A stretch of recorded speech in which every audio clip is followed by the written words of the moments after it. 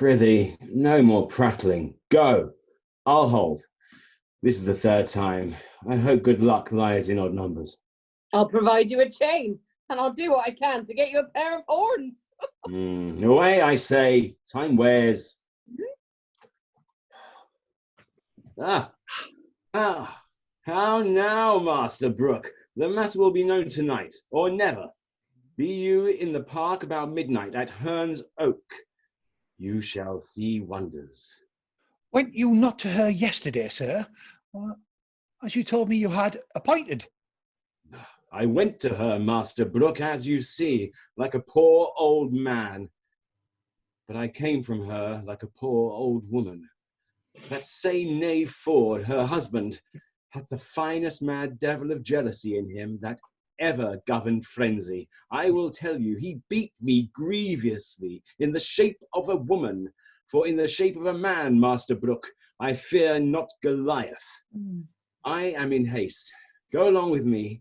I'll tell you strange things of this knave Ford, on whom tonight I will be revenged, and I will deliver his wife into your hand. Follow.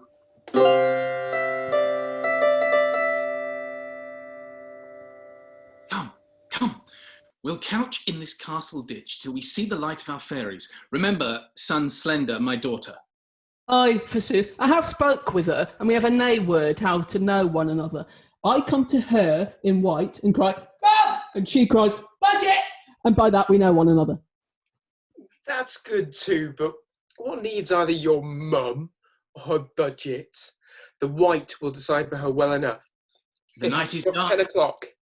The night is dark. Light and spirits will become it well. Heaven prosper our sport. No man means evil but the devil, and we shall know him by his horns. Let's away.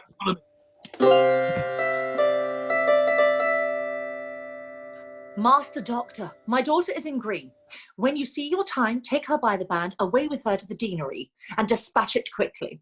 Go before into the park. We must two go together. I know what I have to do. Adieu. Farewell, you sir. My husband will not rejoice so much at the abuse of Falstaff as he will chaff at the doctor's marrying my daughter. But 'tis no matter. Better a little chiding than a great deal of heartbreak. Where is Nan now, and her troop of fairies, and the Welsh devil Hugh? They are all crouched in a pit hard by Hern's Oak, with obscure lights which, at the very instant of Falstaff's and our meeting, they will at once display to the night. Oh, they cannot choose but amaze him. If he be not amazed, he will be mocked. If he be amazed, he will every way be mocked. Oh, we'll betray him finely. Against such lewdsters and their lechery, those that betray them do no treachery. The hour draws on. To the oak! Fairies, come, and remember your parts. Be bold, I pray you. Follow me into the pit, and when I give the watchwords, do as I bid you. Come on, fairies. The Windsor bell hath struck 12. The minutes draws on. Now, the hot-blooded gods assist me. I am here at the Windsor Stag, and the fattest, I think, in the forest. Who comes here? My doe? Sir John, out thou there, my dear. Oh, my doe, let the sky rain potatoes. I will shelter me here. Mistress Page has come with me, sweetheart. Divide me like a bride buck, each a haunch, 'twill keep my sides to myself, my shoulders for the fellow of this walk, and my horns I bequeath your husbands. Am I a woodman? Speak, I like Hern for the hunter. Alas, what noise? Heaven forgive our sins. What should this be? Away! Away!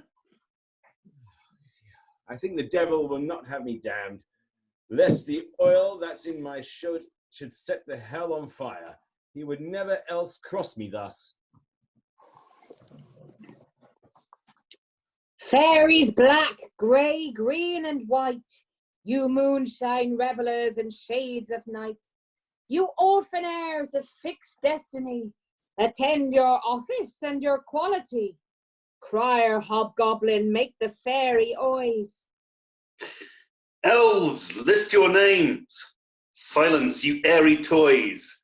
Cricket, to Windsor chimneys shalt thou leap, where fires thou find'st unraked and hearths unswept.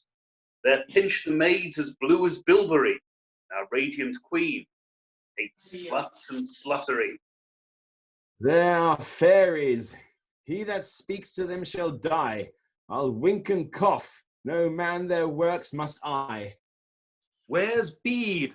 Go you, and where you find it a maid there ere she sleep, as thrice her prayers said, raise up the organs of her fantasy. Sleep she as sound as careless infancy. But those asleep and think not on their sins, pinch them, arms, legs, backs, shoulders, sides, and shins. About, search Windsor Castle, elves within and out. Away, disperse, for till 'tis 1 o'clock. Our dance of custom round about the oak of Herne the Hunter, let us not forget.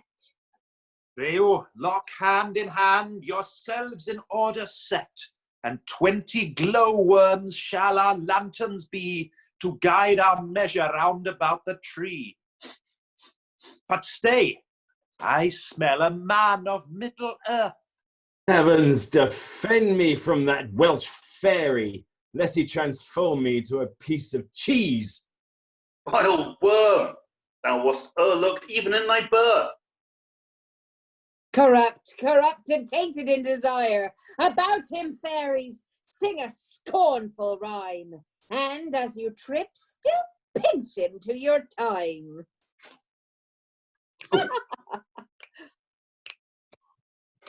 Fie on sinful fantasy.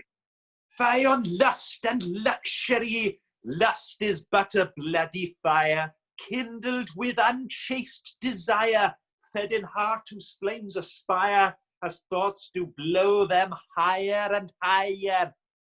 Pinch him, fairies, mutually. Pinch him for his villainy.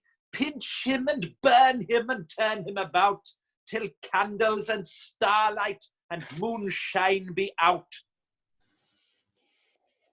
Nay, do not fly. I think we have watched you now. Will none but Herne the Hunter serve your turn?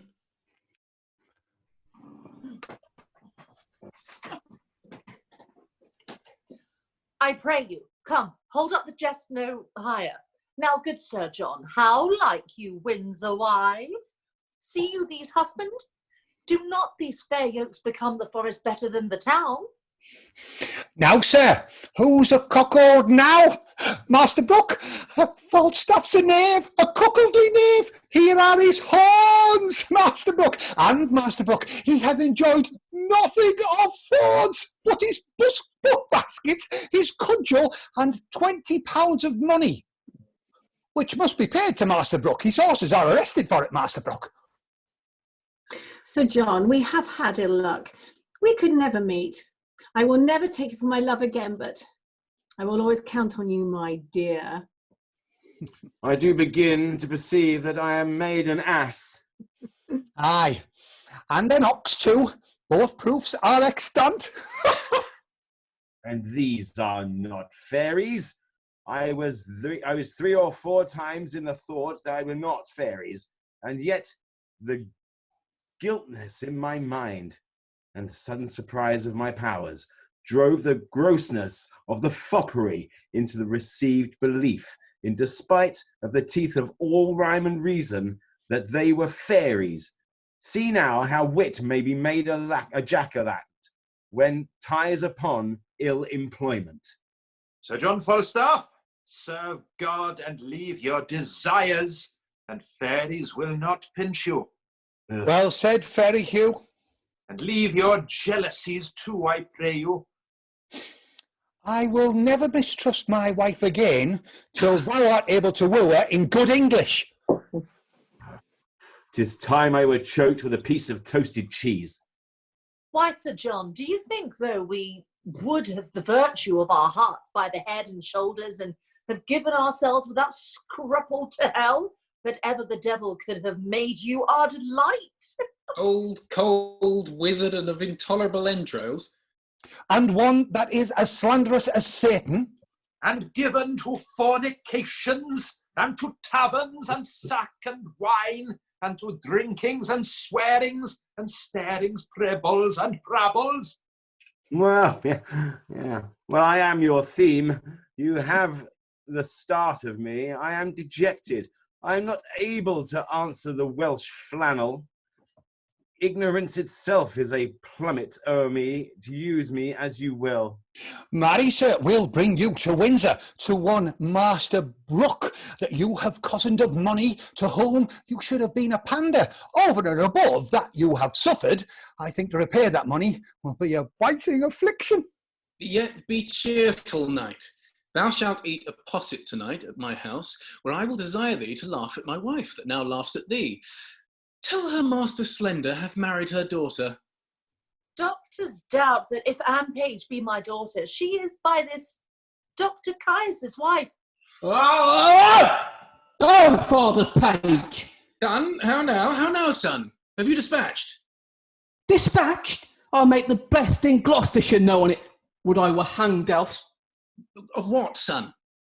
I came yonder at Eton to marry Mistress Anne Page, and she's a great lubberly boy.